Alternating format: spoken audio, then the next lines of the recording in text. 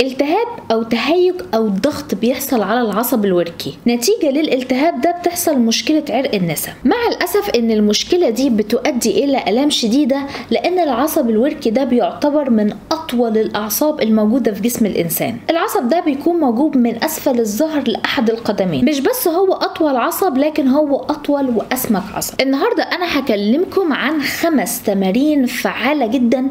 التمارين دي مش بس انها هتقلل الالم اللي بيحصل، لكن كمان هتساعد في الشفاء بشكل كبير جدا. عدد كبير جدا تمثلوا للشفاء في غضون 6 أسابيع بس لما التزموا على العلاج والتمارين اللي هقول لكم عليها. خليكم معايا لانها تكون حلقة مهمة جدا.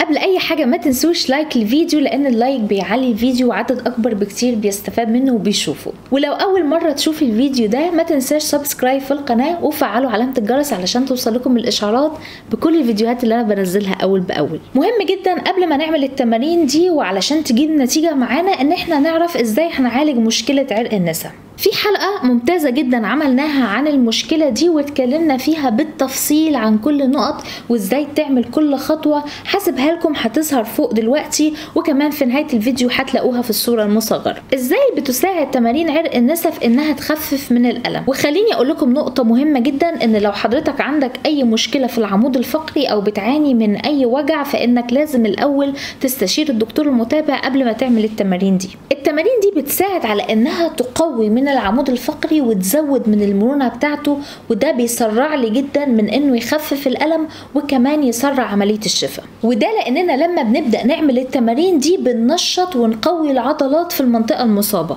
وبالتالي بالطريقة دي بنخفف الضغط اللي بيحصل على العصب الوركي. ده غير ان احنا بنزود تدفق الدم للعضلات وللأعصاب، وبالتالي برضو بنحسن من صحة الأعصاب. تعالوا بقى نتكلم عن التمارين، وعايزة اقول لكم ان التمارين بسيطة جدا وسهلة جدا.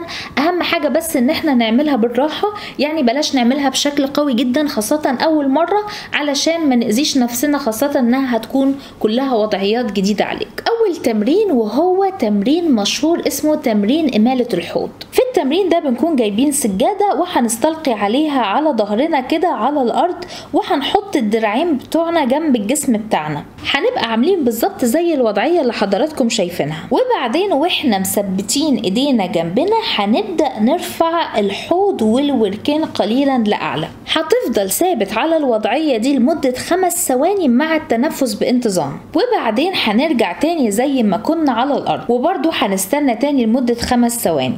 التمرين ده ممكن نعمله 10 مرات، وكل مرة مقسومة لجزئيتين.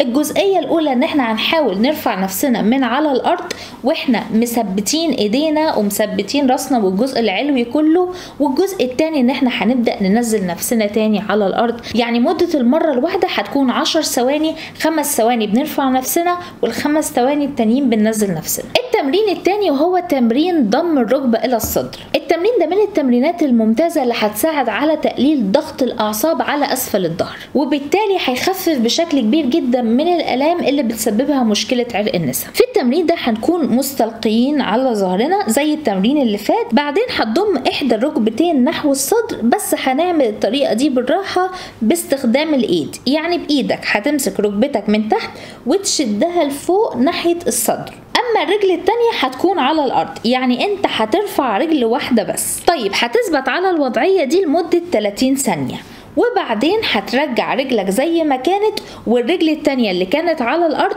برضو هتسحبها بايدك، تسحب كده الركبة ناحية الصدر وتبدل برضو تخلي الوضعية دي لمدة 30 ثانية، وهكذا. يعني هتبدل كل مرة هتاخد رجل من الرجلين ناحية الصدر والتانية هتكون مفرودة. التمرين ده ممكن نعمله من 3 ل5 مرات، وممكن شوية بشوية نحاول نزوده لغاية لما نوصل ل10 مرات. يعني كل مرة هتكون مقسومة جزئيتين، جزئية هنسحب فيها الرجل اليمين وجزئية هنسحب فيها الرجل الشمال. أما التمرين الثالث وهو تمرين دوران الجذع السفلي، ومن اسمه طالما قال دوران وجذع سفلي يبقى الجذع العلوي هيكون ثابت في التمرين ده. في التمرين ده هتكون مستلقي على الظهر وهتكون تاني ركبتين زي المنظر اللي حضراتكم شايفين. طيب الجزء الثاني بقى من اسمه دوران الجذع السفلي، هنعمل ايه؟ هنعمل تدوير للركبتين معا الى جانب واحد، الاتنين مع بعض الجانب واحد، وهنستمر في الوضعيه دي من 3 ل 5 ثواني، وبعدين هتسحب الركبتين مع بعض على الناحيه الثانيه وبرده هتقعد على الموضوع ده من 3 ل 5 ثواني. في التمرين ده هنكون شادين عضلات البطن وهنعمله لمده 10 مرات على كل جنب، يعني اجمالي عدد المرات هيكون 20 مره. التمرين الرابع وهو تمرين تمدد الذراع والساق في اتجاه معاكس، ومن اسمه يعني احنا في التمرين ده هنحرك دراع قدام وساق من الجانب الاخر وهكذا الناحيه الثانيه، وتعالوا نشوف الشكل علشان تفهموا اكتر. في التمرين ده هنبدا بوضعيه الجسم، هنكون ساندين بايدينا ورجلينا على الارض زي الطفل كانه اللي لسه بيحبي، وبعدين هنبدا نرفع ساق واحده للخلف مع فردها. بعد ما رفعنا ساق واحده للخلف هنمد بقى الدراع، بس مش اللي ناحيه الساق، الدراع اللي هو في الجانب المقابل، وهتبقى برضو مستقيمه للامام، يعني الساق مفروده والدراع مفروده، وهتستمر على الوضعيه دي من مده من 3 ل 5 ثواني، وبعدين هتكرر الحركه دي بس على الجانب الاخر. التمرين ده برضو نقدر نعمله لمده 10 مرات وبعدين ممكن تزود مفيش مشكله. اما التمرين الاخير وهو تمدد اوتار الركبه، التمرين ده هو الوحيد اللي هتكون فيه واقف بشكل مستقيم، وهتحط قدم من القدمين كده على سطح اعلى قليلا، زي مثلا ان انت ممكن تقف على سلم، وبعدين هتحرك قدمك كده لاعلى بشكل خفيف وتوجه اصابع القدم لاعلى شويه، وبعدين هتنحني قليلا للامام،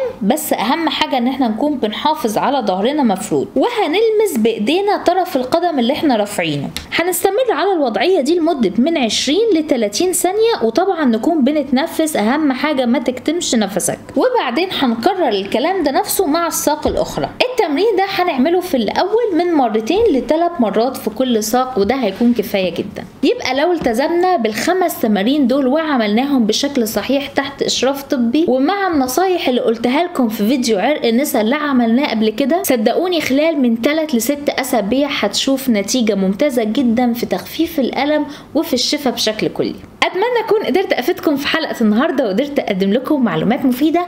لو عجبتكم الحلقه ما تنسوش لايك الفيديو، سبسكرايب في القناه، واهم حاجه شاركوا الفيديو مع غيركم علشان اكبر عدد منه يستفاد، واشوفكم على كل خير الحلقه الجايه ان شاء الله. باي باي.